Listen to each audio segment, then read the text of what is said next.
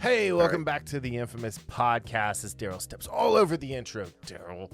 That was Darryl that stepped on the intro. I'm Brian. This episode 295. Hey, Darryl. Yes. Did you know cataclysmic events are a thing? Yeah. They're also called disaster porn. Yes. And okay, so the onus for this week's episode is the title of Superman and Lois was a brief reminiscence in between cataclysmic events. But then, like, Loki was essentially a gigantic cataclysmic event the whole episode. And spoilers. In more ways than one. Right. And then, some of the news bites kind of, I'm going to jokingly, like, call things cataclysmic events. And then the Bad Batch had a cataclysmic event because it was...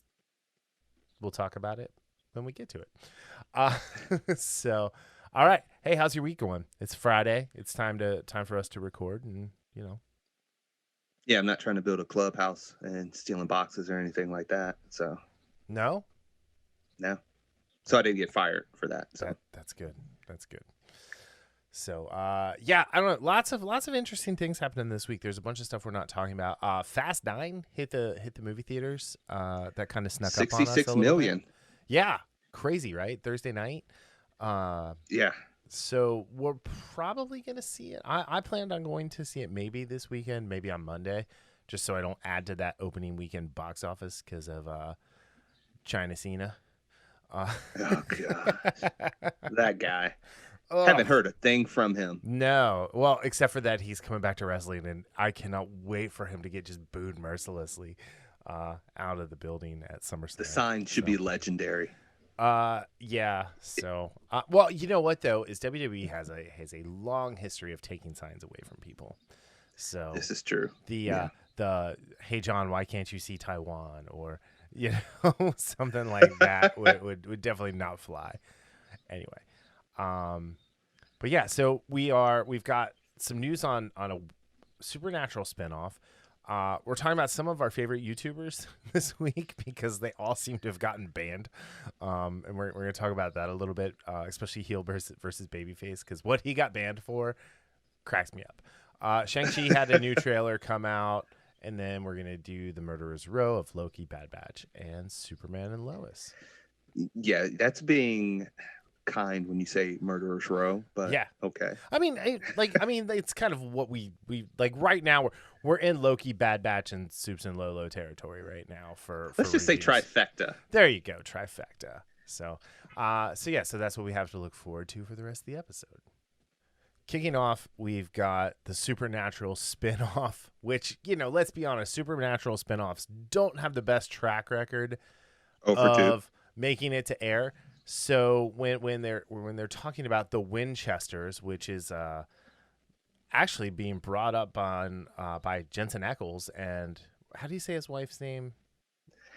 I always say Danielle, but I don't know if it's Danielle. Yeah. So it looks like Danielle. So anyway, sounds like an angel name, right? Castiel, Uriel, and she's pretty. So Gabriel. Maybe, she was in a few episodes too. Yeah, she was, wasn't she? But so yeah, Jensen is working with the former co-executive producer Robbie Thompson, and they've got a script commitment. So it's written, and I don't know what the next steps are. It's like really early on, but this is before this is before Sam and Dean, and it's about John and Mary Winchester, told from the perspective of Dean, who Jensen Ackles will be back for that as the narrator, which I think kind of seems interesting. But it says the Winchesters is the epic untold love story of how John met Mary and how they put it all on the line to not only save their love, but the entire world.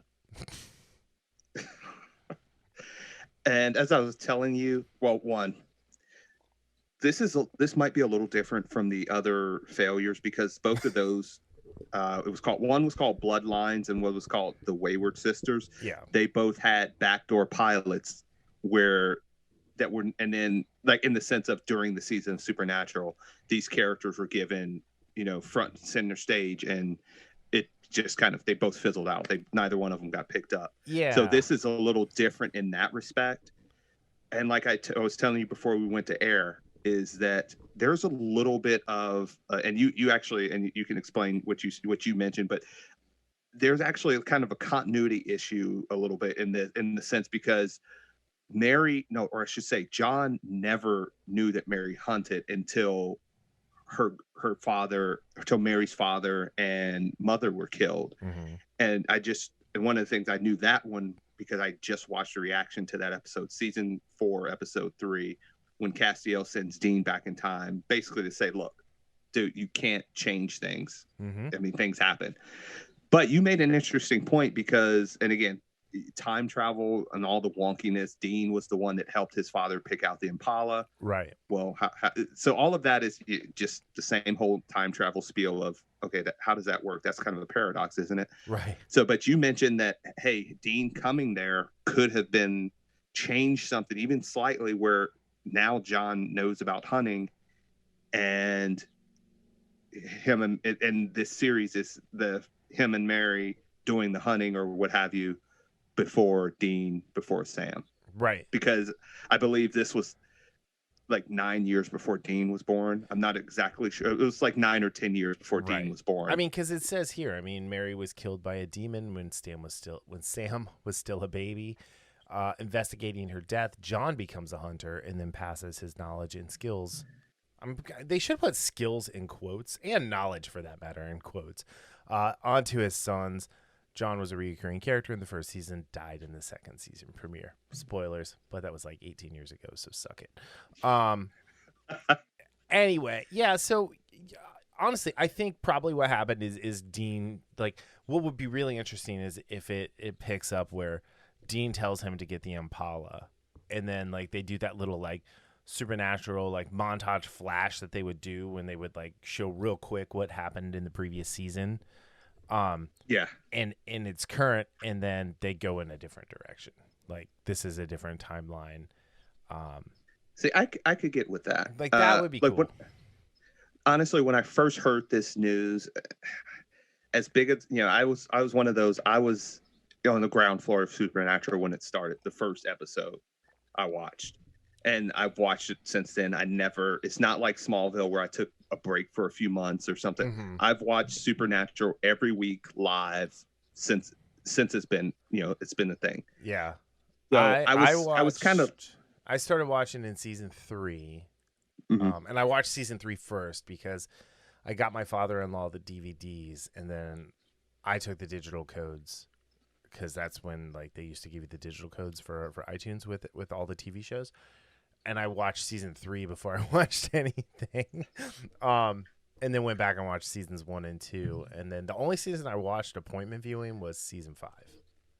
Yeah, season 5 was great. And then I didn't watch it again until the 10-year retrospective of season 5. The 10-year retrospective? Yeah. It was nice how Sam and Dean got back together 10 years later. I mean, unfortunately, Dean died, but it was a really like just great reunion special. Like after like, and who does that 10 years after a show goes off the air? So, oh my gosh, you're never letting that go. I'm committed to the bit. But yeah, I was kind of leery about it, but talking with you and reading some of this stuff, despite Jarrett Padalecki's little minor Twitter we'll get to meltdown. that in a sec. So I thought this was going to be animated. You thought it was going to be the first time I read through this, I would have swore it said animated, that it was going to be an animated show. There is actually a Supernatural animated. There is, yeah. Which I never got a chance to watch. Uh-oh. It's that anime style. I guess you're not a part of the SNP fam. What was that hashtag? SPN family. Sorry. Yeah. I've never been to a convention either. Yeah. You've never been to a comic book convention. That's right. Or no, Supernatural convention. Oh, yeah. Well, yeah. I don't know. So, all right. So this is not this announcement today was not without, or yesterday, whatever it was not without its controversy. Apparently, Jensen didn't let Jared Padalecki in on what was happening, and Jared did the thing that if you know someone in real life, you should never do. He went straight to Twitter. And I'm going to read his tweets, but I'm going to read them in Jared's voice. Dude, happy for you. Wish I heard about this some way other than Twitter. I'm excited to watch, but bummed that Sam Winchester has no involvement whatsoever. Your name is Jared Padalecki. You are not Sam Winchester. That's a character you did not on just do a the goddamn TV show. Yeah, I did. I did the claps because that pissed me off right there. It's like, dude, you were a character on a show, and let's be honest, you were the lesser of the two brothers. Just putting it out there. Pretty much. So yeah. So he does that, and then some soy-filled individual replies, "This has got to be a bad joke. Hello, Jarpad and Jensen Eccles. This ain't it, sirs. We're freaking out." And Jared replies, "No, it is not. This is the first I've heard about it. I'm gutted." Followed up by the "Hey world, thanks for the love. Please, all caps, don't send any hate or threats," because that's what these douchebags just jump to. "I care deeply about everyone involved and would be in true misery if any of them were harmed or threatened. Then why did you go out and put it on Twitter first? Why?" All right, here's his last tweet. "At Jensen Eccles and I had a great talk, as we do often, and things are good. The show is early in the process with miles to go. We've traveled a lot of roads together, and sometimes those damn roads have bumps. Bumps don't stop us. Once brothers, always brothers. Hashtag SPN family." All right, if you're brothers, you should have just picked up the phone immediately and been like, "What the hell, dude?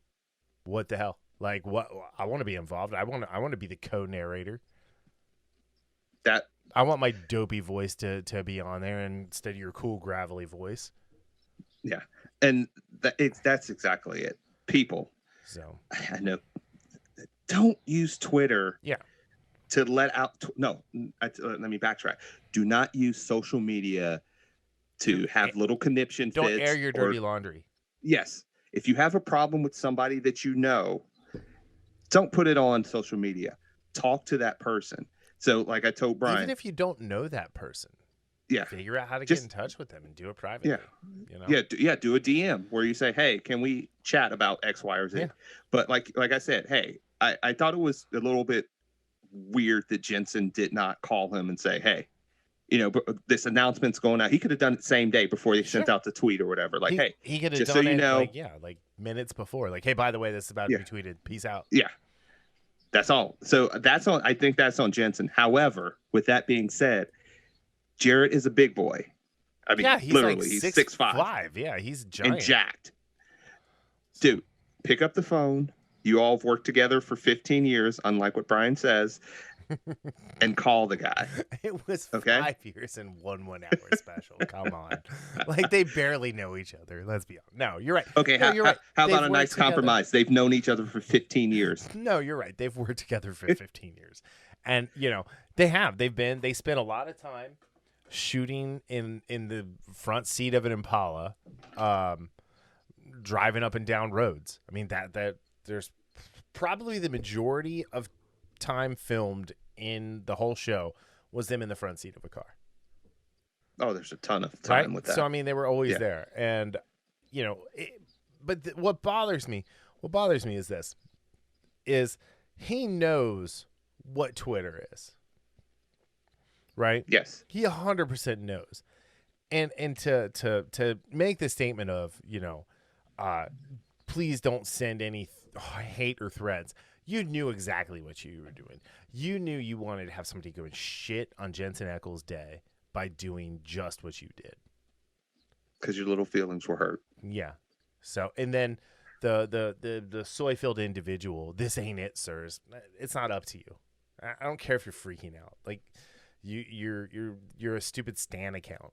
Like, go away. Yeah, and for him to say, "I'm gutted," Yeah.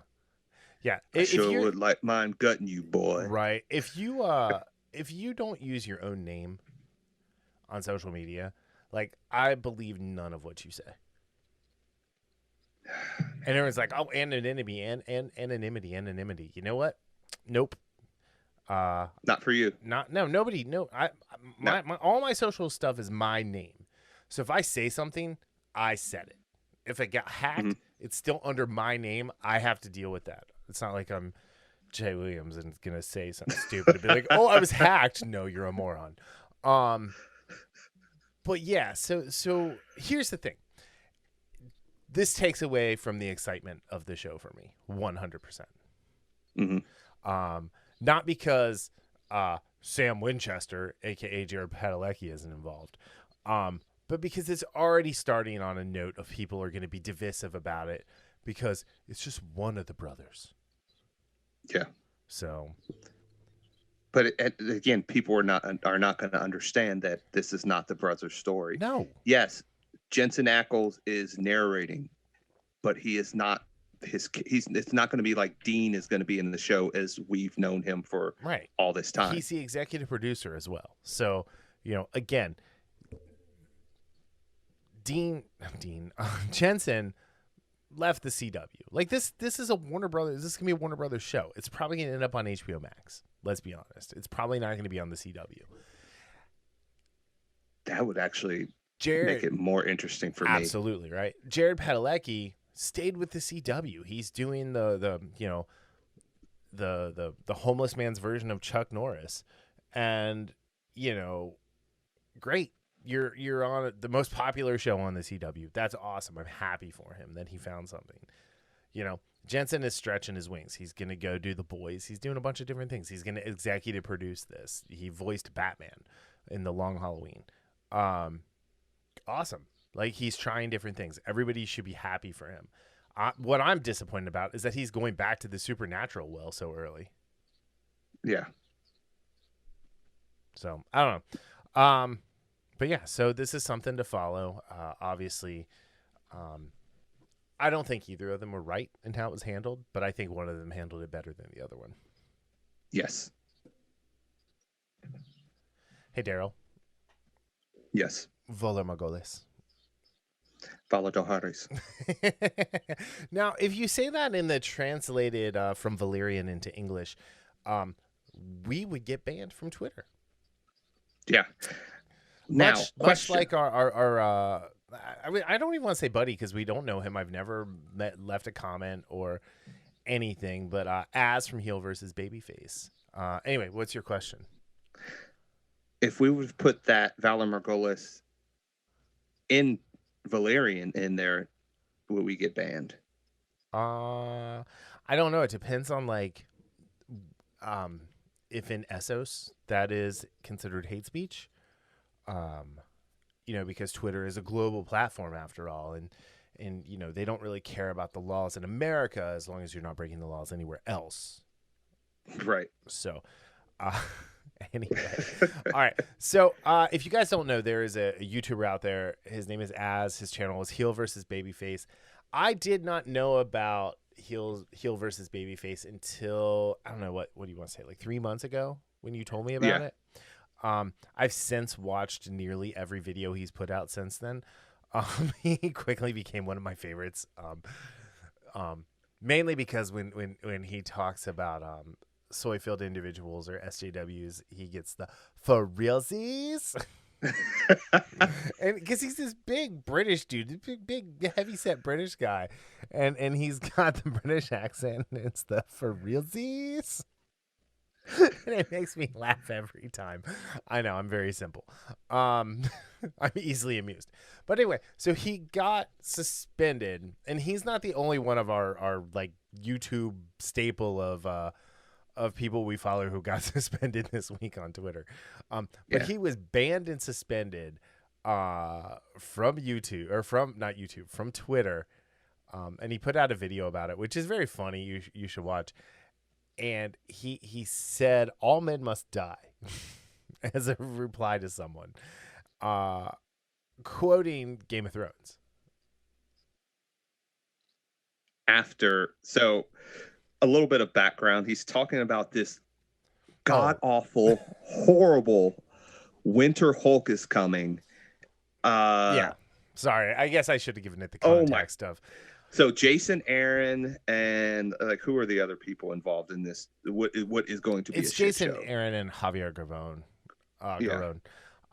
Yeah, it's it's World War they Hawk.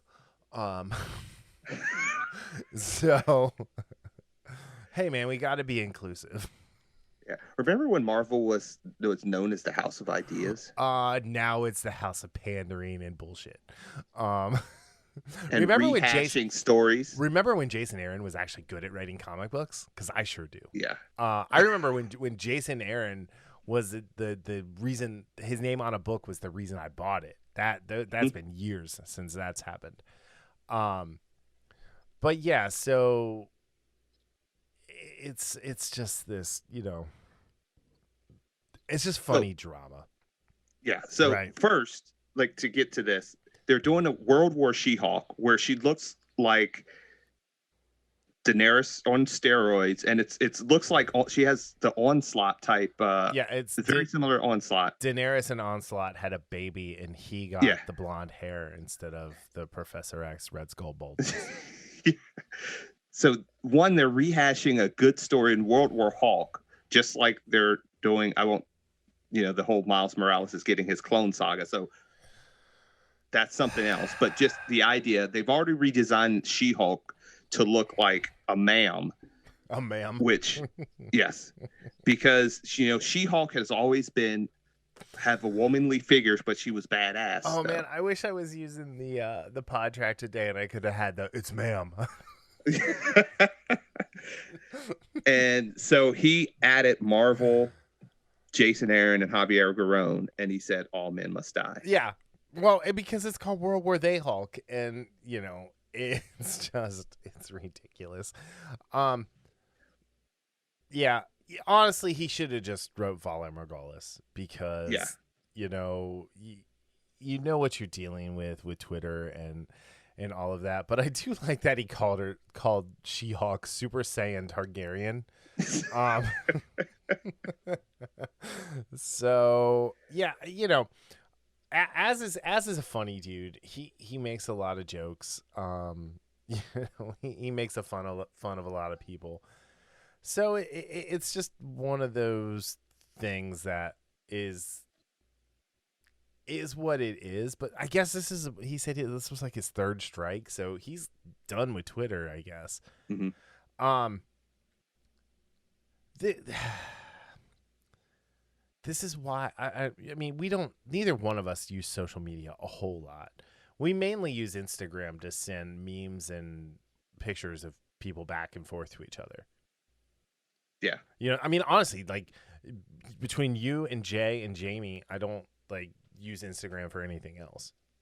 So. No, oh my God, no. Now, granted, I do find some good workout stuff and martial arts stuff, but I mean, like today, I had a 10-minute kind of time span where I was just spamming memes at people. So yeah, we don't get on there to, converse. I deleted my Twitter account. Was it about a year and a half ago or something like that? Yeah. And didn't you just do it, or at least closed it down? I still have it. I deleted it off my phone. Okay. And off of my tablet. But I can still go to it because I still post I post the podcast episodes on there because I mean it's kind of stupid not to. There's even though it's a dying platform, there's still 30 million people on there. Someone might want to listen to this nonsense. Well, like I say all the time, Twitter is nothing more than a wretched hive of scum and villainy. That is true. The people at the top are terrible people because this is the thing. I'm going to be honest. It's not just the people at the top of Twitter. It's most of Twitter. I have a former student who works there, and I told you, when everything was going down around the election and everything, and this individual posted, I'm so happy that I work here and so proud of everyone here, and I just sent him, and this was actually the last DM I ever sent, a DM and said I couldn't be more disappointed in you for working there. and good luck. We're done. So quit, you know, because this person would call me constantly and be like, I hate California. I want to move back to Ohio. Then do it. I want to break up with my girlfriend. Oh, no, I want to get married to my girlfriend. It's like, okay, then do it. You know, it's just like, you know, quit whining about it and live your life. And this person also goes on Twitter and shares like every aspect of their day. Yeah. So that was like, you know, it's one of those things. But anywho, yeah. So not only did Az get banned, Gary from Nerdrotic got banned. I just saw that before we started. I'm not even sure why he got banned. And then Eric July got banned, and he made a whole video about it, which I watched. I think you watched it too, right? Yeah, I watched that. You know, he used some spicy language there, but it's no spicier than what some other people say. And it's no spicier than what some of the stuff that the new Snow White has said. Oh yeah, about people. So, I figured out how they can get around the Snow White thing. Instead of skin white as the driven snow, or white as the driven snow, and hair as black as night, switch it. Oh, jeez. I mean, why not, right? I mean, something's got to be snowy white about her. Give her snow white hair. Then she'll be Storm. Yeah, I know. I was gonna just say, you know, let's hope she doesn't like use lightning to burn down the Seven Dwarfs' house. But anyway, so it's just really funny. Like, you know, I mean, we don't get into like the Twitter, YouTube drama very often, but I just found this funny that 3 of the channels that I watch, and not even watch the most necessarily, but that I definitely watched a good chunk of, all got banned in the same couple days. Yeah, it's almost like it was planned that way. I'm not gonna go that far. Yeah. But it's just definitely one of those things. But for something as simple as translating Volar Margolis, when you're talking about World War She-Hulk, where, you know, there's been a war in comics against male characters for the last few years, and you're rehashing probably the seminal Hulk storyline of the last 25 years, to give it to She-Hulk, who you have dramatically changed who and what that character is and looks like. It's just because of reasons. Yeah, I mean, that's what I put on here. I said in the like the one sentence description, I said Az from Heel versus Babyface got banned for reasons. So yeah, I don't know. I mean, it's just one of those things. Like, if you're gonna be on the social media stuff, on the socials, as the kids call it, and you don't want to get banned, just kind of watch what you say, and, you know, use Klingon or Valerian or Dothraki, and you should be fine. Yeah, because we know, especially if you're coming from one side of an argument, you're going to be, it's going to be a lot more. You're not going to have as much space to wiggle room as you would if you're coming from another side of the argument. Correct. That's just how it is. Mm-hmm. And because I don't prescribe to that, that's why I'm not on Twitter. Because Twitter is the worst of the platforms for that type of stuff. Yeah. I mean, it's pretty bad, but it's also, and it's funny because Twitter was like the best. It was the one that you had the most hopes for, and it just ate itself. Mm-hmm. So if you had 10 rings, what would you do with them? Well, I would rather have 6 stones. And what do these rings do? Well, they are the majority of the title of the Shang-Chi movie. So Shang-Chi and the 10 Rings. So Legend of the 10 Rings. Sorry, Legend of the 10 Rings. Yeah, so this will be the Shang-Chi trailer was definitely better than the first one, right? So the first trailer teaser, it was more of a teaser than a trailer. It was awful. One. Yeah. It was awful. And this one, so it gave me hope that this movie could be okay. Here's my takeaway. Michelle Yeoh looks awesome in anything that she does. and I've loved Yes. her since Crouching Tiger, Hidden Dragon. The guy playing Shang-Chi's dad looks to be about the same age as Shang-Chi. The dude playing Shang-Chi, I know was on that show, Kim's Convenience, looks more like a guy who should be working at a convenience store than a martial arts master. And I know you and I don't like have the same like thought process on Aquafina, but like I like Aquafina. I like her delivery. She's funny. She's like what did Ken Jeong call her? Asian Ellen in in Crazy Rich Asians. So I don't know. I mean I'm more on board with her than you are, but Yeah. I can take her or leave her. the guy playing Shang-Chi just looks like just some guy. He doesn't look like he's a hero. Shang-Chi in the comics is drawn like very angular, like Bruce Lee. Like, and this guy is roundish, like Stay Puft Marshmallows. Yeah. So sorry, go ahead. I was just gonna say, as a whole, I like what I saw in this trailer, and going back to the what's his name, Simu something. I'm wondering if he has the presence to be what they're trying to be, what Shang-Chi is, because again, I will admit, there's not much I know about Shang-Chi. He's one of those obscure characters that I don't know. You are part of 99.999% of the world when you say that. So I was going to say real quick, Andrew Koji, Jason Tobin, or Joe Talzum would have all been better as far as aesthetically looking like Shang-Chi from the comics. And that is Assam, Young-Jun, and Lee Young, a.k.a. Bihan. From Mortal Kombat, from Warrior on HBO Max, which everybody should watch instead of Shang-Chi. So yeah, I just think the effects look good. I think the rings are gonna be an interesting MacGuffin because they're kind of like a whip and a gun and a melee and range weapon all in one. Yeah, a lot of that reminded me of some of the old martial arts movies where they had stuff like that, but just with better effects now. Yeah. So I mean, the effects I know good. Yeah, I know one of the things they mentioned is they were trying to capture that old school feel of some of those older martial arts movies. I mean, with the terrible dubbings. That was, an editor's choice of me saying the terrible dubbings, but.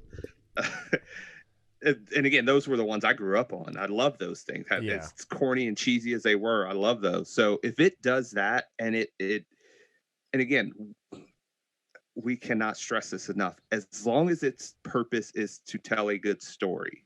Now, again, the story could be shit, or the story could be average, could be good, whatever. Based on what I saw from the action in this trailer to the special effects, like you said, which were pretty good. If they focus on the story and not trying to deliver us a message about whatever, I don't even care if they're just focusing on the story first, combine that with the action, I think it'll be a decent affair. Yeah. I do also want to point out, like, there are people who think that Abomination makes a cameo in the trailer, and I don't know if you saw, but people thought he was fighting Wong from Doctor Strange. Oh, I didn't know that they thought he was fighting Wong. Yeah, I know that he was fighting a wizard. Yeah. So I mean, it's a guy in a monk's robe with close cropped hair. So instead of a giant, expansive Marvel universe, it's Wong.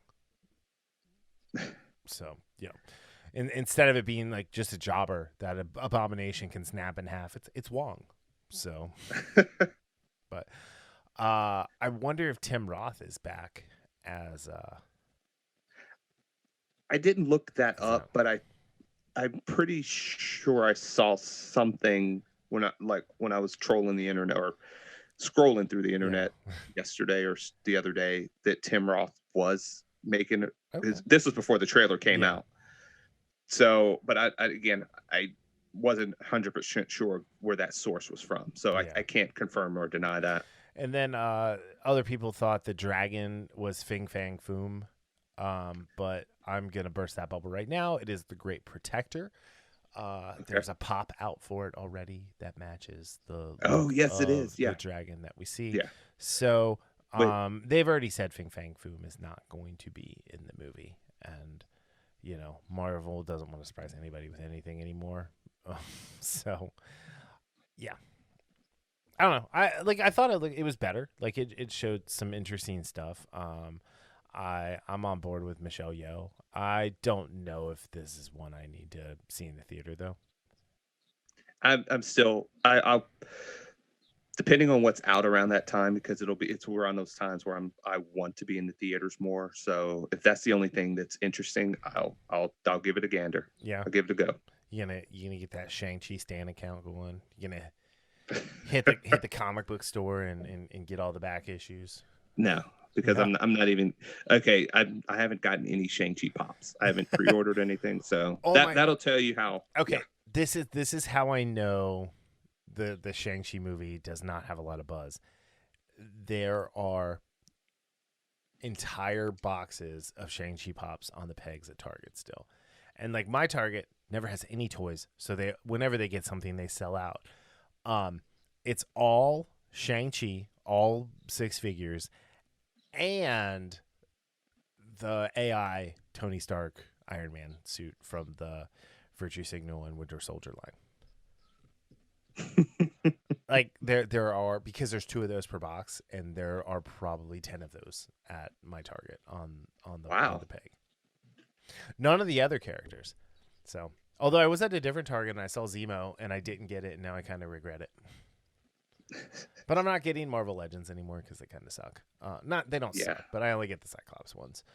I just a quick thing on the Marvel Legends. Did you see what they did with the Falcon and the Winter Soldier ones? They did a Build-A-Figure, but the Build-A-Figure was not a figure. It was the wings. They did the same thing. They did the same thing with Homecoming with the Vulture wings. The spider. That is some of the cheapest BS that you can pull. Yeah. You're better off just waiting and buying the Sam Wilson Captain Virtue Signal for like $40 on eBay or something with the wings. Yeah. Like Jess got me the Captain Wilson and she was pissed because it didn't have any wings. Yep. She was like, I saw the wings. And the same thing I did when it first came out. I was like, oh, I have to get this. And then I did some digging. I'm like, oh, are you serious? The wings don't come with it? You should have just pre-ordered the Sideshow Collectibles one with the wings. That is kind of badass looking and superposable. Yes. But anyway, yeah, Shang-Chi, it looks better than what we saw before. I'm still not convinced, but, the Eternals, Black Widow, I'm not really excited about any of it. Yeah, when can we get that Spider-Man trailer? I saw something about a date, but I did not see when the date was. Yeah, they just don't want it to take away from the buzz that they're trying to build with Shang-Chi. Well, they don't want to take away from the buzz that they're trying to get to. Hopefully recoup some expenses from having Black Widow sit on the shelf for 2 years. Yes, great idea, fellas. Great idea. If you are looking to escape the TVA and you want to hide in an apocalypse, Darryl, don't follow Sylvie. Don't follow her at all. Yeah, don't follow Sylvie for anything. Yeah, she was kind of weird.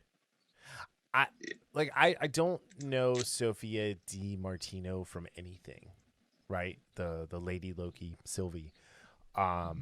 But I feel like they needed to pick an actress who could command the screen like Tom Hiddleston does. Yes.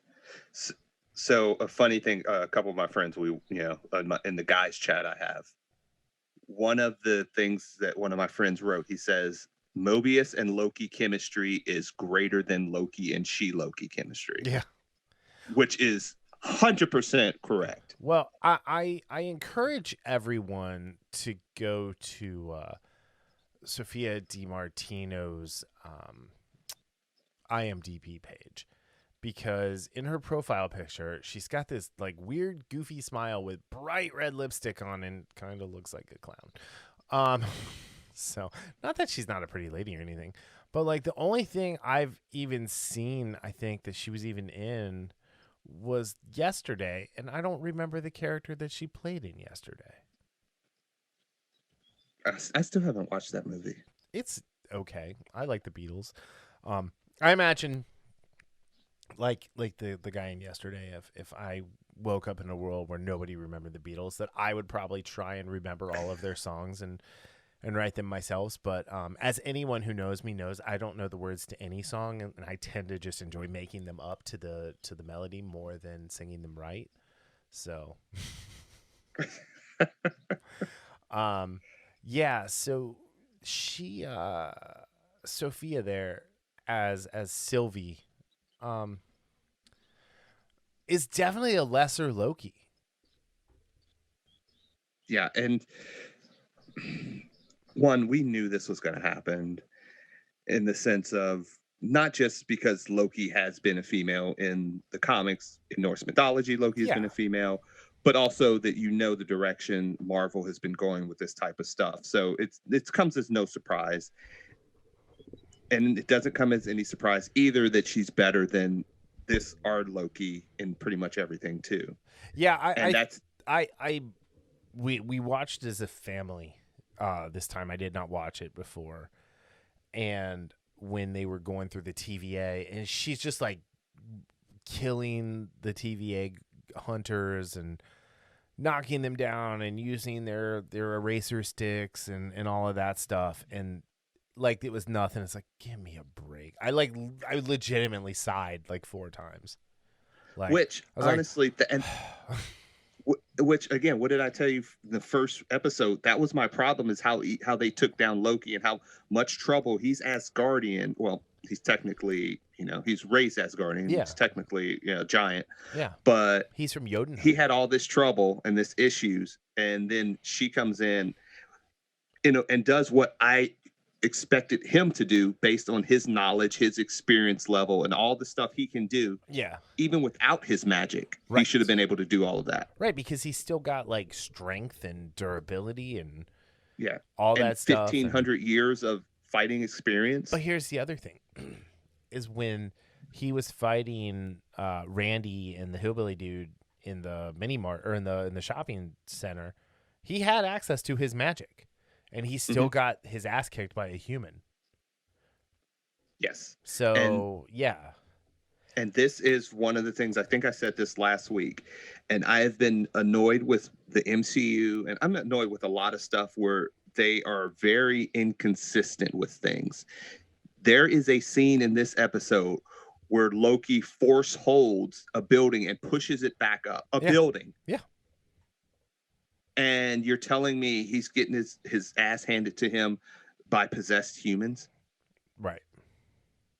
It makes no sense. And it's taking a character, and I was conversing with my brother about this, a character that's a trickster, is a badass, and they're making him a joke. And they've done this with Drax. And after the first Guardians of the movie, Drax is, you can't even call him Drax. Yeah.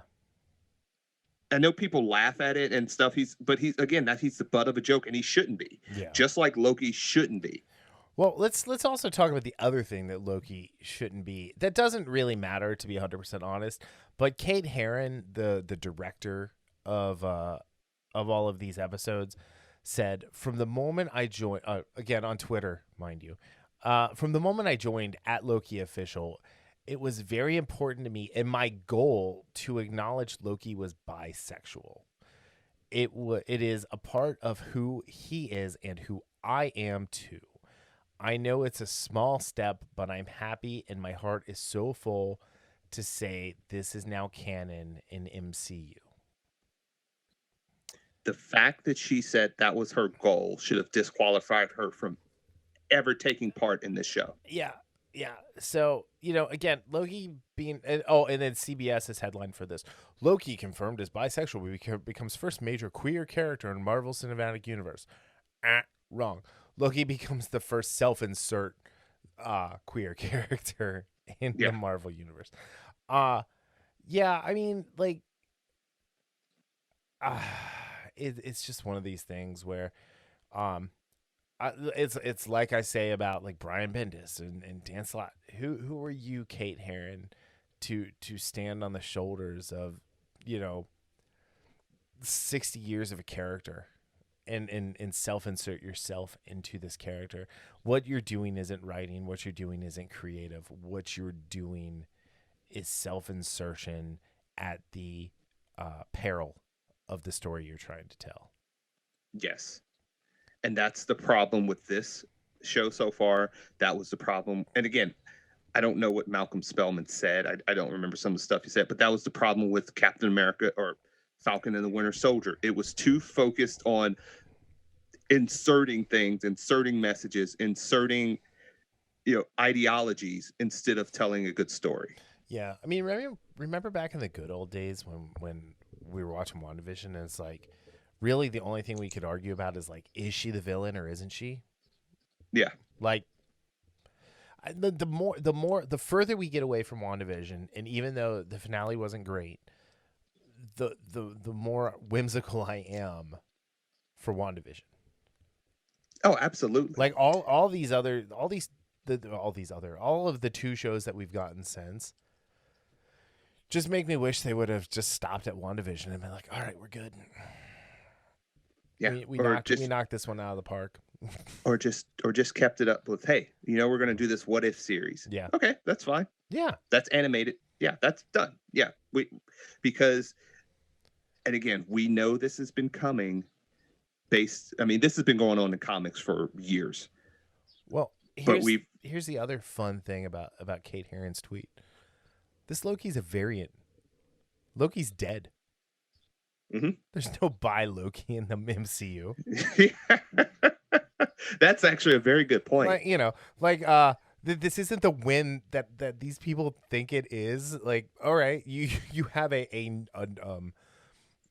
superfluous version of the character who is most likely going to be deleted at some point.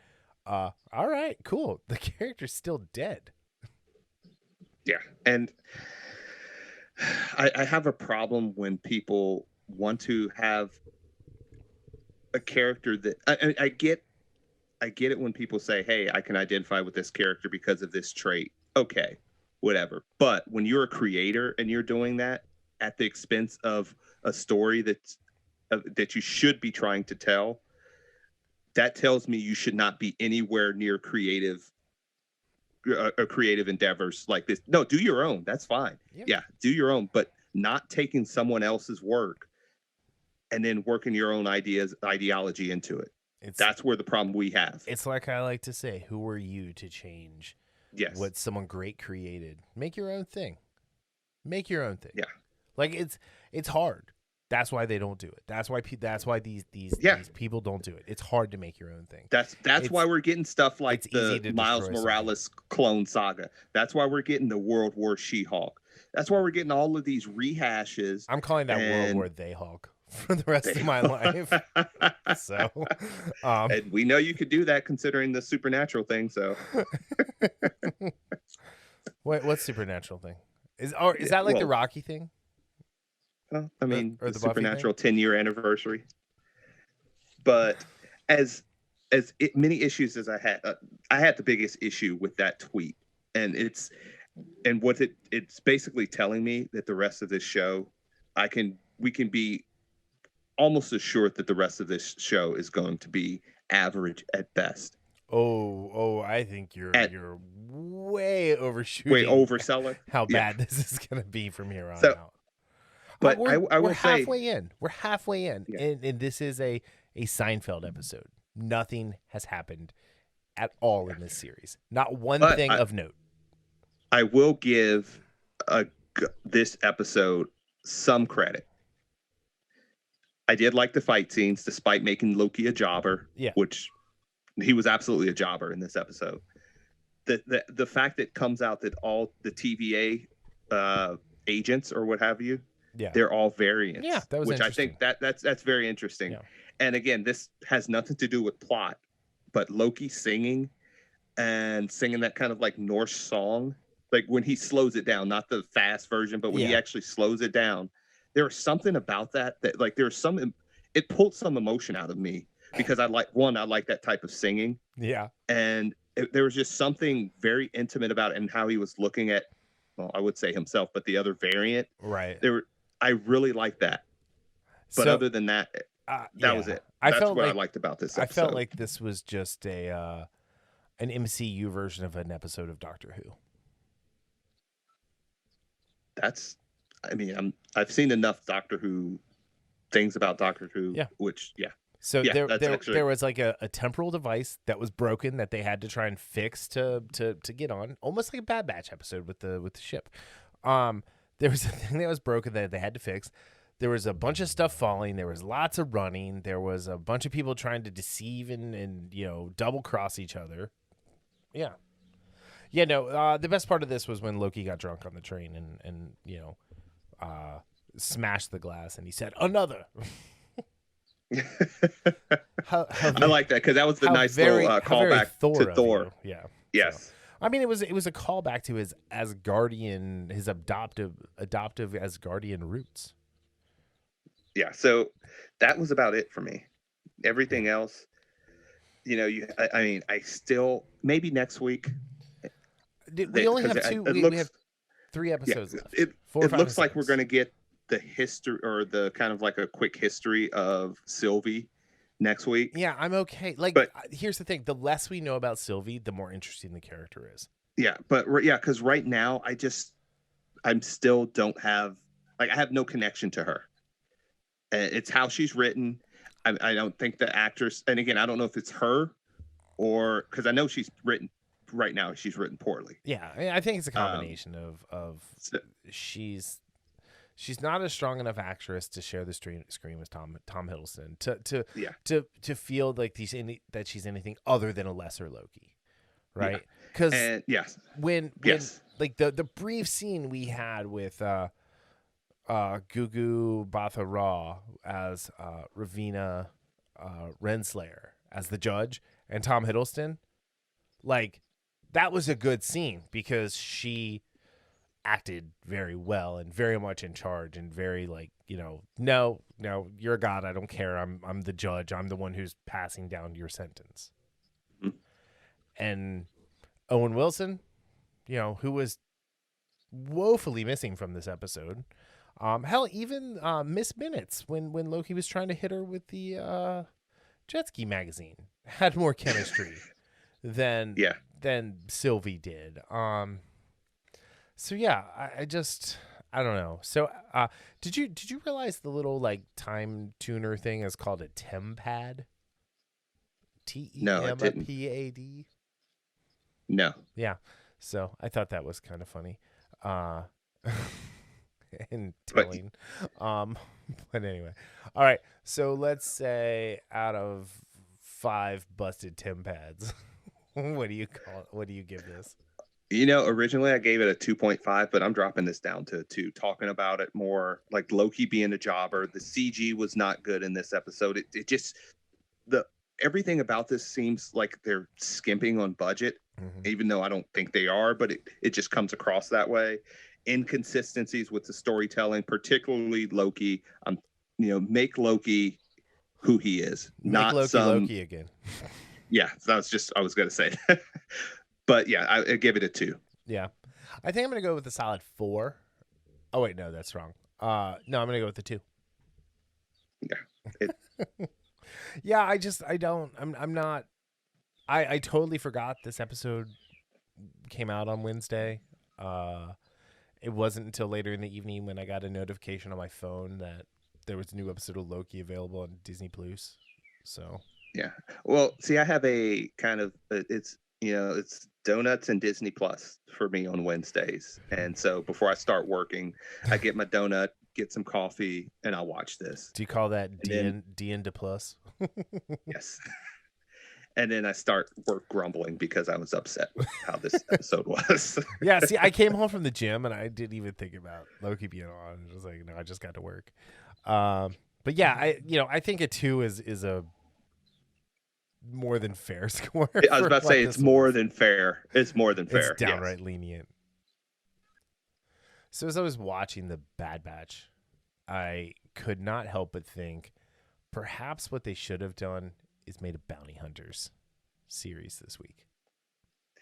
Yeah, Tales of the Bounty Hunter, like some of the old books. Yeah, I mean, we were introduced to so many bounty hunters during the Clone Wars, and you actually could have kept the Bad Batch in this series and just made them bounty hunters instead of these weird like babes in the woods who don't know how to lace their own boots. So if your show, if you're the titular characters of your show are not in an episode, and that episode is the best one that you've had, or one of the best ones you've had after what 9 or 10 episodes. This is episode 9. Yeah, that's a problem. This was my favorite episode of the series so far. I actually really liked this episode. I liked. I mean, I love Cad Bane. I love Cad Bane. My big concern about Cad Bane is why did his hat get so small? I know I said this last week, but like I'm like legitimately concerned about what happened to his hat. I spent like way too much time. Like I started to look up why was Cad Bane's hat so small, and I was like, that's just taking it a step too far. Well, one of the first comments that last week that one of the Blind Wave guys said was like his hat's smaller. Yeah, it's like, well, because before he had like a Kentucky Derby style hat, and now he's got like I'm just going out to do some gardening in the afternoon size hat. Yeah. And he like, I love that. I don't know who voices him, but I love just the tone and the tempo of his voice and how he talks, and I just love that character. And Ming Na as Fennec Shan. Oh yeah, like their battles, their fight. I think it went like 3 or 4 different rounds. Yeah, I really liked how they told the story through that, like through the fight. Yeah. So she won this round. He won this round. He won this round. Then she won. Yeah. It's Corey Burton who does, and he did it during the Clone Wars as well. But yeah, because it's that great like robe body, because he's got the breathing tubes there, because he's he's from Duros, or he's a Duros. I guess that's a species. He's from Duro. Yeah, no, but you're right. The rounds, I think the cool move was when he threw the grenade at her and she like straight up like soccer kicked it back at him. And he did not break his spine. Oh, yeah. So, Toto 360 was great. Oh, yeah, he was good. And Omega was great. That was Seth Green, if you were curious. Oh, really? Yeah. Okay. So didn't know that. I think he did it during the Clone Wars too. I don't remember, but I mean that's the kind of voice like Seth Green should do, 100%. But no, Omega was. Or Omega was great. We were talking before we started. Well, okay, first off, we learned that she is like Boba. She's an unmodified replication of Jango Fett. And that's why they have the bounty out on her, which I think we pretty much all suspected. Right. I know there was some thought too that she was another of the Bad Batch type of clones. But this makes more sense and it makes it more interesting. Lama Su being a bad guy was not. Mm-hmm. It wasn't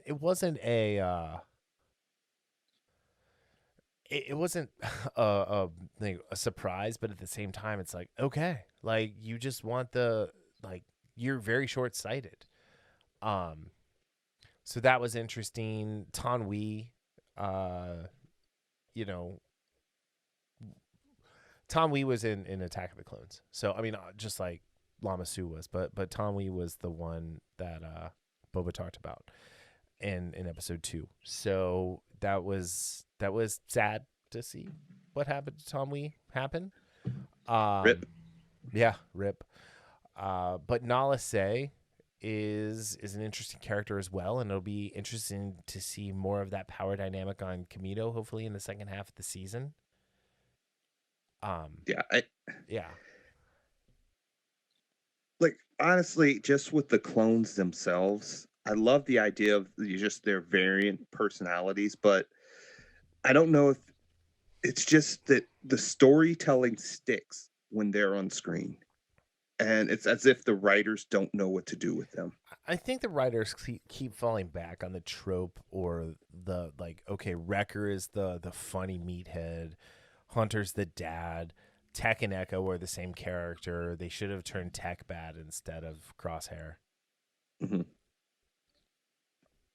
Because, like, honestly, you could kill Tech or Echo and it would not change anything with the show. No, it wouldn't. No. And honestly, I say kill Tech and leave Echo because, you know, we've had Echo longer and we just got him back. So, of course, that would make his death a little more, even more, you know, sad. But, yeah, I don't know. I thought this was a pretty good episode, and I think they did a good job staving off the Omegas and Mary Sue arguments again. Because I just don't. Sorry, go ahead. I just don't see people who are making that argument are actually watching the show. You know, I mean, we all have our biases towards things, right? And, yeah, absolutely. And you know, I think in the Force Rey was a Mary Sue. I think as a fighter, Rey absolutely was not. I think you could argue, like, in the Force, Leia might have been a bit of a Mary Sue because we didn't get to see a whole lot of her training, and we know she walked away before she finished. She completed her training. Yeah, she's still Mary Poppins. I mean, she was more space. Mary Poppins. Yeah. she was more Yondu Adonta. Yeah, she was Mary Poppins, y'all. No, I liked how, you know, they were like, oh yeah, this is Boravio. This is a retired cloning station. So of course she's going to know how to work everything there because she spent the first 9, 10, 11 years, however old she is, of her life with that technology. Do you think that was a Snoke clone that landed on Finnick? That was a weird, it looks familiar in some way to me. I don't know if it was from another property I was thinking of or if it was Star Wars. I don't know if that would be a little bit too on the nose. And again, we've got a lot of fan service already in this show. Oh yeah, we do, don't we? What would have been really cool, and it could have just been totally throwaway, but a mutated version of Anakin in one of those things. Like, you know, Sidious was trying to have them like clone Anakin, and they just couldn't do it with, you know, his M count made it impossible. M count. His metachlorians. Yeah. So. Anyway, but no, I like this episode. It was full of action. It was the first one that actually, like, well, last week had action. Let me rephrase that. It had a bunch of action. It was still super self-contained, which was nice. I almost, let me rephrase that. I wish Cad Bane would have kept her in gotten off Boravio with Omega in hand, so that we could have got like a Bad Batch rescue mission instead of the Bad Batch, you know, randomly showing up to rescue the pod that ran out of fuel. Yeah. And that was probably my biggest gripe with this episode is that it did not give you enough time in that regard. And again, that goes back to the whole issue we're having with the story about these clones who are supposed to be, they're supposed to be these great fighters. They're supposed to be, unique in their way of thinking. They're supposed to be the heroes of this show, and they don't come across that way at all. And if you would have done that, if you would have had them find a way to rescue Omega from Cad Bane next episode, say he got away, that could have redeemed, I won't say total failure, but redeemed just the inability of this story to pose these clones or to pose the Bad Batch as they should be. Yeah. No, I think that's fair and that's right. All right. So I don't think we need to go too deep into this. It's like, honestly, watching this show is turning into a bit of a chore. So Yeah, we got only 6-7 episodes left. yeah, something like that. So yeah, okay. So out of 5 broken clone containers, what do you give this? I was debating on. I'll keep it as a 3. Again, I really love the Finnick Cad Bane storyline that we got, but it continues when we would go back to the clones, and it's like a lot of this. It continues to stick. Yeah. This like it sticks in the mud, Yeah. and I again love Omega. I really like what we got from her, and like you said, we kind of knew this. It's not a surprise, but it is out in the open now. Yeah, it's so cool. It's cool. I'm curious to see where they go with that. Yeah. Plus, I found you an Omega Pop this week. Yes. So which I'm excited about. Target exclusive. So, yeah. So I'm with you. I'm a 3. Actually, no. I'm sorry. I'm a 3.5. I'm giving it a bump up just because I thought the action was really good, and I felt like they just handled it all really well, and it made me want more. This is the first time I wanted more of any particular story, including Rex 2 weeks ago. Yeah, and this is actually the first episode in probably 2, maybe 3 weeks that I've actually watched reactions to. Oh, so wow. That'll tell you something. Yeah, that does tell me something. Yeah, I don't know where they're going with this. We're more than halfway through. Again, just like Loki, right? We're more than halfway through, and there's no direction to this show. Right. I mean, there's not even the villain of the week type of thing that they've done because it's been so uneven. When I first turned on the episode, I thought this was going to be a clip show. Yeah. Of course, we're Superman and Lois. So that's what we're talking about. This was an amazing episode. This was directed by Gregory Smith, who was on Everwood, Rookie Blue. He's directed a ton of TV. It was written by Brent Fletcher. And I felt like this is the first time, we got to see just how expansive the Superman world is. Because this Superman was always... this is a spinoff of Supergirl. And they made Supergirl the protector of Earth, not Superman. Yeah. And it gives us... I still remember when we first started talking about this show. And I said, this show had me when he saves the kid. The kid says, "Nice suit." And he's like, "Thanks, my mom made it for me." Right. And that instantly sold me. On this show. And we got to see that whole scene this time. Yes. That was cool. Yeah, and I like what we see a little training montage where it took some nods from Man of Steel, but it added to it. I love what Jor-El says to him, you have to figure out why you want to do this. Right. And you have to live among these Jor-El, people. Let's all pour one out. Yes. For Robert the Bruce. Robert the Bruce. Yeah, this... God, I know we say this every week, but man... this show is just so good.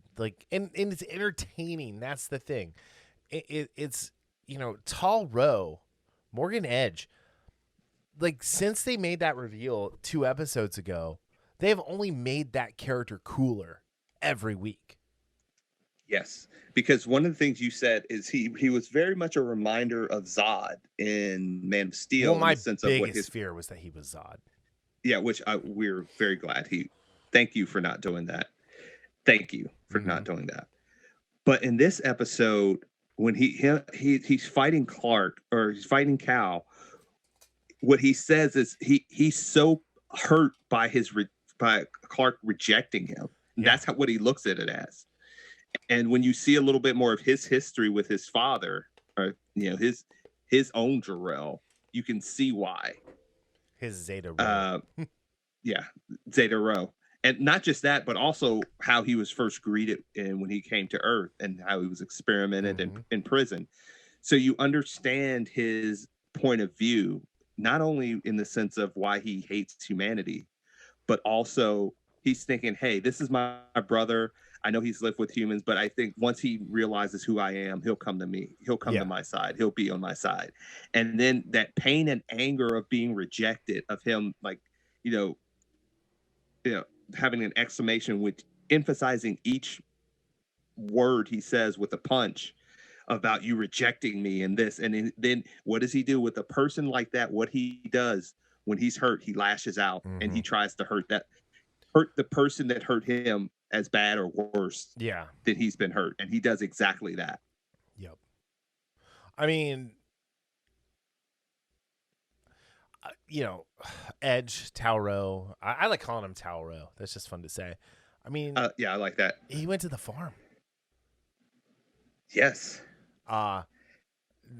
Jordan tried his best. This like, I'm at a loss for words because I enjoyed this episode so much. I liked the flashbacks. I really did. I liked in this version that Lois fell in love with Clark. Yes. And not Superman.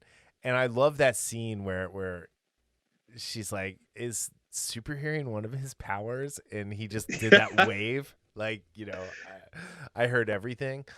But then seeing Clark take her back to the farm and talking to Martha to reveal everything to Lois this is why I love Tyler Hoechlin's version of Superman so much.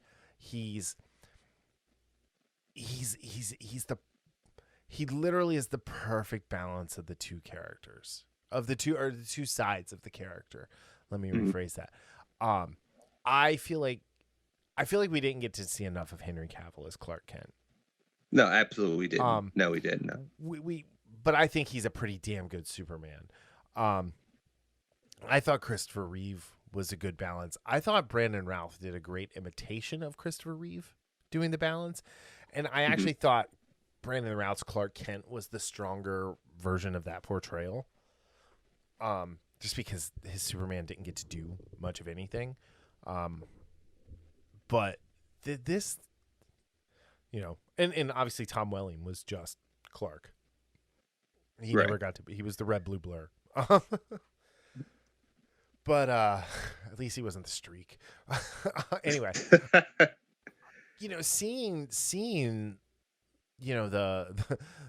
a brief reminiscence in between cataclysmic events. I mean, the cataclysmic events are him learning who he is from Darryl the first time he throws the Heartstone down, wondering why it took him to the Arctic. To meeting Lois, to protecting her from Atom Man, and to the birth of the kids, to his marriage. Those are like they're all cataclysmic events in his life. Some are good, some are bad. And the way that Tauro used the Kryptonian technology to dig those out, to learn everything he could about him, was about as vicious a thing as a villain could do to Superman. Yes, absolutely. And going back to Tauro, or staying along those lines, I love how it was how he's such a diametric opposite, in the sense that he built his fortress in the desert, and his reasoning was, I like the sun on my face. So here was the thing that I found interesting, though, is he built it in the desert, but he chose the desert. Yes. Clark's Heartstone, Jor-El's Heartstone led him to the Arctic, and when it got to the place it wanted to be, it stopped transmitting, and he dropped it and kind of gave up. So yeah, and the loss of Jor-El is going to be huge. Yes. There's never been a time that I remember that he hasn't had the wisdom of Darryl to help guide him. So this is uncharted. This is uncharted waters for a Superman. Mm-hmm. Yeah, and because this version does not have his mother either, so Yep.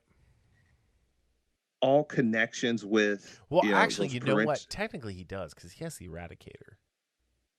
Yeah, that is true. And Laura Van Elle is still in there. And I was going to say, we still don't know if there's, because again, this was more about Clark's journey to becoming Superman. Mm-hmm. And I mean, yes, we get a little bit of snippets here and there. We get the, Jordan and Sarah finally making that, hey, I don't want to be friends anymore. Yeah. Friends anymore. That was sweet. Cute. That was sweet. Yeah. I like Jonathan's response to that. Just kind of teasing him. That was a good. There was just a good brotherly moment.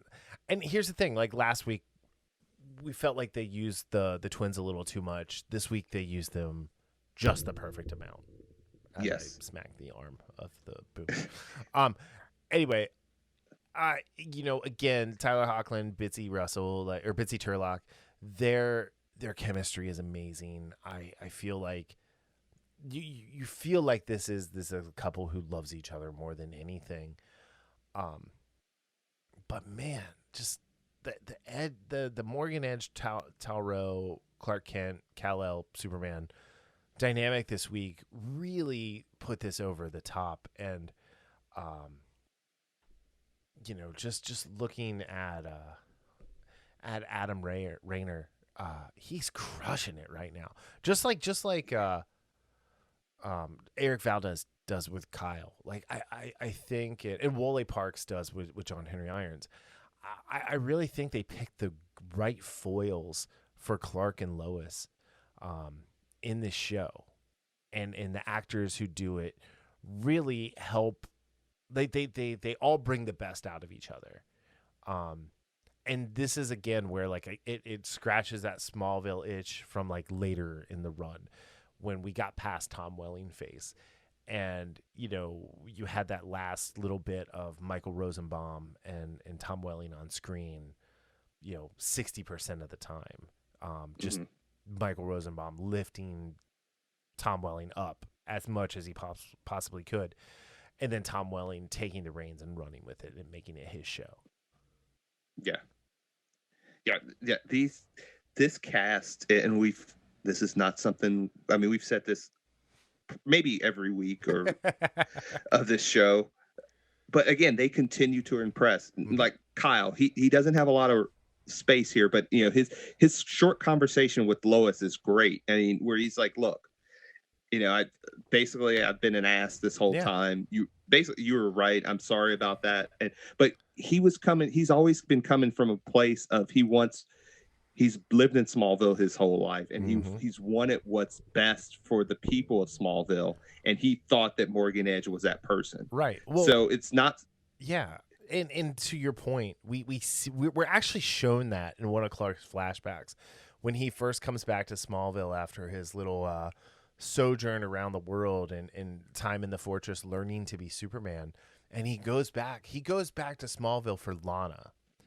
And we see Lana is married to Kyle at this point, and how excited he is that he got a job at the fire department, because it's a way he can protect Smallville. And I thought that was just a great scene. And it was also interesting because it pushed Clark to find who he was meant to be with, not who he thought he should be with. Mm-hmm. So, yeah. I have a gigantic smile on my face just thinking about this show right now. Just it's so good.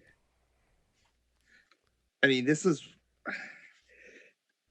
I'm thinking back to all the shows I've watched in the last few years, and we've watched some good ones. Yeah. You have things like The Mandalorian. You have, with me, I've watched Supernatural and The Expanse. The Expanse, and no show. Succession. The only show for me that makes me smile like this, and I'm not saying this is the best show I've watched in 5 years, because something like The Expanse is just so good. But no, the only other show that has made me smile like this when I know I'm about to watch it Can you take a guess what it is? Ted Lasso. No, because I've never watched Ted Lasso yet. I don't know what. Supernatural. Cobra probably. Kai. Oh, Cobra yeah. Kai. Yeah. It's that same type of just unadulterated joy. Yeah. Because of the writing, because of the acting, how they bring stories together, and how they lean in certain parts to nostalgia, but also formulate and clear out and follow their own path. Both of these shows do that in different ways, and I love them for that. And again, it's not like me saying that these are the best shows, but these shows put those two shows, Cobra Kai and Superman and Lois, put the biggest smile on my face when I know I'm about to watch them. Yeah, I hear that. Yeah, I mean, Ted Lasso is definitely one of those ones that would do that for you. Cobra Kai, 100%. So, yeah, I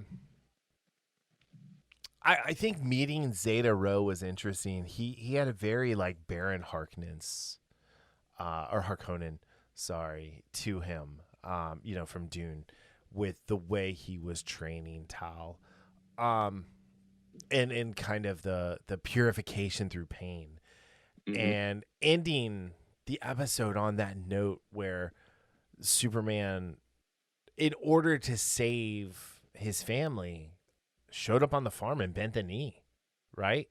Like, forget son of Jor-El, kneel before Zod, son of Jor-El, kneel before Darryl, and do so willingly. It was so interesting to see him have something to lose and to see what lengths he'd go to as a dad. Again, Clark Kent, nerd dad, best part of this version. What lengths he'll go to protect them. Especially after he just got beaten down like mercilessly in the Fortress of Solitude. Which, again, not jobbing Superman out, because Tal-Rho would be stronger. He was there longer. He was already older. He came into his powers he was able to come into his powers much faster. And he also spends more time in the sun, soaking up those lovely, UV rays. And add to all of that, remember, Clark expended a lot of his solar energy using the Eradicator. Yeah, he was maybe at like 40%. Yeah, so this is absolutely not jobbing Superman. This was actually this is the writers knowing, hey, we put our hero in the worst possible situation, a situation he cannot physically win. And what would he do when his family is threatened, when he knows he cannot win this fight? Break his neck. Oh, wait, wrong movie. Wrong Superman. No. No, you're right. And, and then going back to the desert fortress and Zeta Rose, he will be purified in pain, was just awesome. I loved every second of that. And then we get Red Eyes Superman coming up, and Lois calling John Henry Irons like, hey, Johnny boy, I need your help. I am very excited to get Wole Parks back on the show. I've missed him. He's been missed. And I know Wole Park doesn't listen to our podcast, but if anyone ever sends him this clip, the episodes without him, like, even as good as these episodes are, they would be made better with him. Yeah, he's great. Like I told you, I loved him in his short stint on All American, but he's even better on this. Yeah, I love him in Premium Rush. He's such a dick in that movie. It's great. Like, looking back at this now, like maybe it's not John Washington. Shoot. See, I don't even remember his name now. John David Washington. John David Washington. Like, forget that. Like, let's have Wole Park be Black Panther. Anyway, but no, and just calling that, and I really, like, we were joking before we started this segment, but I really hope they don't do the love triangle thing. No, don't do that. I want it to be all business. I do want them. I do want him to come back with the steel suit with the Superman symbol on it, though. Oh, dude, that would be amazing. Just to remind Clark of who he is. I'm the Man of Steel. Yeah. No. To remind Clark who Clark is. Oh, yeah. So. But he is also the Man of Steel. Yeah, they're both the Man of Steel. They're the Men of Steel. They're the Steelmans, Darryl. The Steelmans. All right. So let's say out of 5 crushed Daddy Heartstones, Daddy Jor-El Heartstones, what do you give this? Let's just call it the 2/3 season finale. I give it a 4.5. It's this show, and one of the things the first thing I wrote is 11 weeks, and the show continues getting better. It giving us that jump back into time and watching Clark become Superman, and him and Lois fall in love, like the scene where she's basically telling him, "Hey, why don't you stay here?" And he's like, being the gentlemanly Clark, and she's like, what do you like, and he says, I like it here, and she's like, what do you like better, the story or the company? And he's like, I think that's kind of a trick question, right? And I'd love those little scenes because Tyler and Elizabeth are just work so well together. Now, the absolute worst thing about this episode is that July 13th is the next one. Right. So that was one of those heart-crushing things when I saw that. I'm like, what? But yeah, overall, it's just another great episode. Yeah.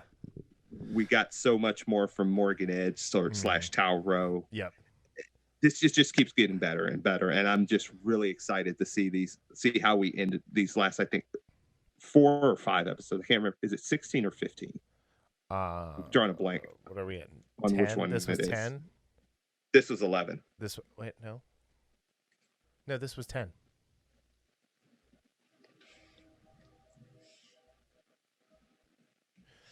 But I don't know how many. There's 15 total. You're right. I'm sorry. This was 11. Okay. Never mind. Okay, so there's 15. Yeah, and the last 2 episodes are directed by Tom Cavanaugh. Oh, interesting. So just putting that out there. But yeah, I'm going to go right there with you with a 4.5. And I am also kind of docking it a little bit because I don't want to wait, until July 13th to watch more. Even though in reality that's only like 3.5 weeks away. Yeah. So I mean, we're just so spoiled, but I mean the show was down 11% week over week to 861,000. But it was up 20% up 2% in the. Let me rephrase that again. It was up 11% in the key demos, 18 to 49, with a 2.0 share, which is the highest it's been since it came back. Mm-hmm. So I absolutely think, and you mentioned this a few weeks ago, I think, is putting this on HBO Max and having this on on the days it comes out, having it on that crawl or on the banner that goes through, and one of the first things people see, I think you would get a lot more eyes than people people who wouldn't normally watch it on the CW, because there's a lot of people that there's a lot of people that don't have cable. I was gonna say there's a big part of the country that doesn't have CW.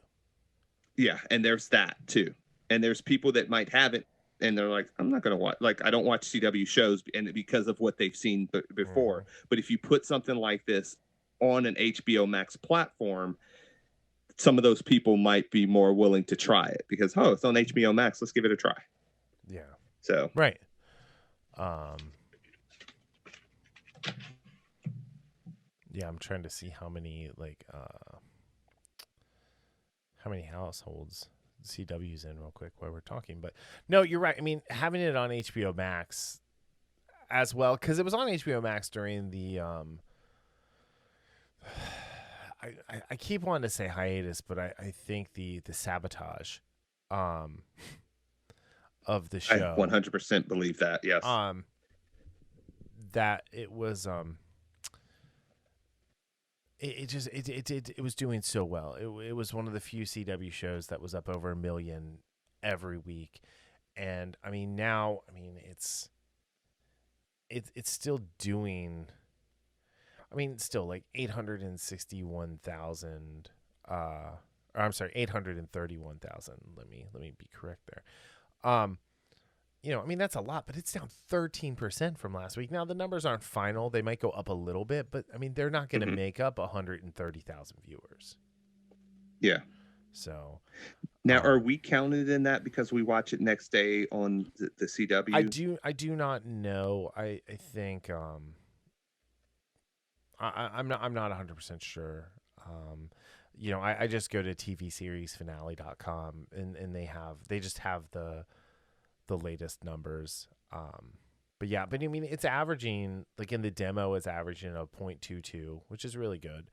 And it's at just over 1 million viewers on average still, because the first, you know, the first 6 episodes did so well.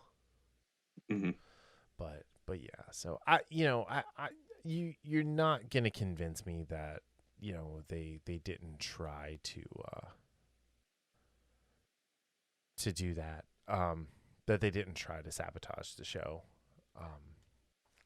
And you know, who knows, like the show is entertaining and it's entertaining everyone. And I haven't heard anyone say they don't like it for the most part.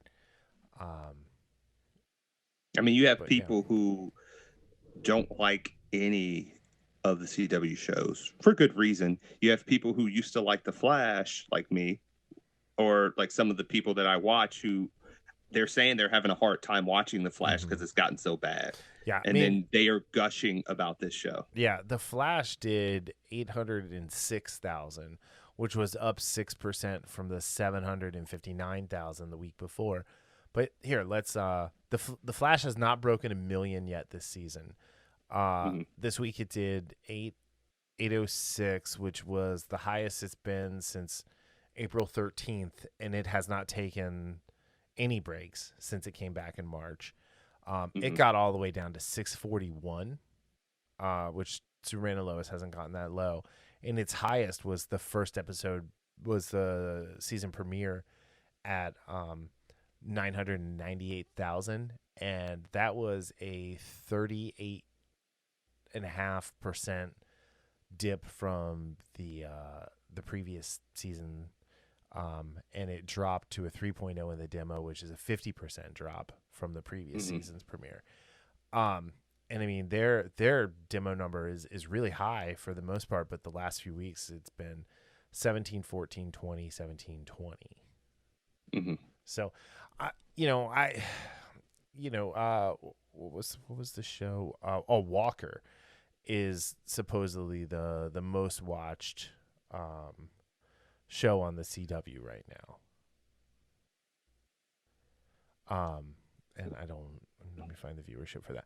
But I mean, the show is still getting strong numbers, even though it's not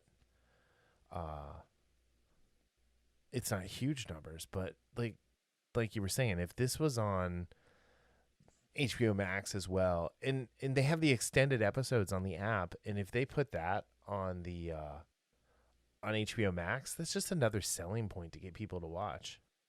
Yeah, absolutely. Anyway, I can't find it. Yeah. But yeah, all right. Cool. We've kind of fizzled out here. Anyway, yeah, this show 4.5, just like Darryl, is great. It's it's sad that it's taken another couple weeks off. I think it's just, again, shows they should have waited and either just waited till the fall to do it, because it had that COVID co-vacation or coronacation, if you will.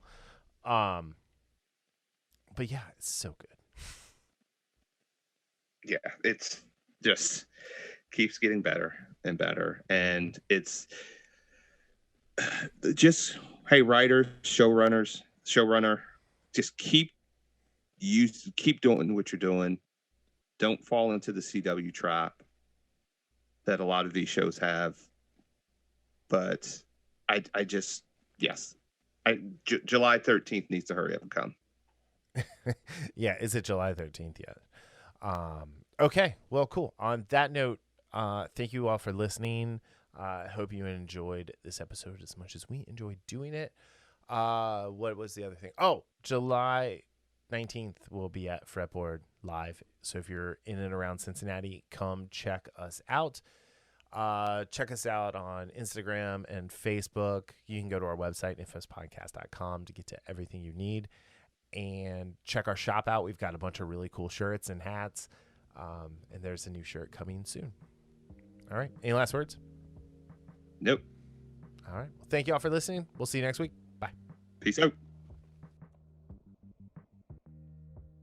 The Infamous Podcast is recorded in Kings Mills, Ohio, just north of Cincinnati. You can find new episodes every Sunday on Apple Podcast, YouTube, Spotify, Google Podcast, our website, or anywhere podcasts are downloaded. This show is hosted by Darryl Jasper and me, Brian Tudor. To find more information about the show, visit us at infamouspodcast.com and follow us on Facebook and Instagram at Infamous Podcast to keep up with the show. We also have a Patreon page, patreon.com/infamouspodcast. We have some great rewards for our patrons and are looking for help to grow the show to bring you more of the content you want to hear. Music for this podcast is provided by Michael Henry from meetmichaelhenry.com. So, whenever you're listening to us, have a great day, night, evening, weekend, whenever it is, and we'll see you next time. Thanks for listening. Later.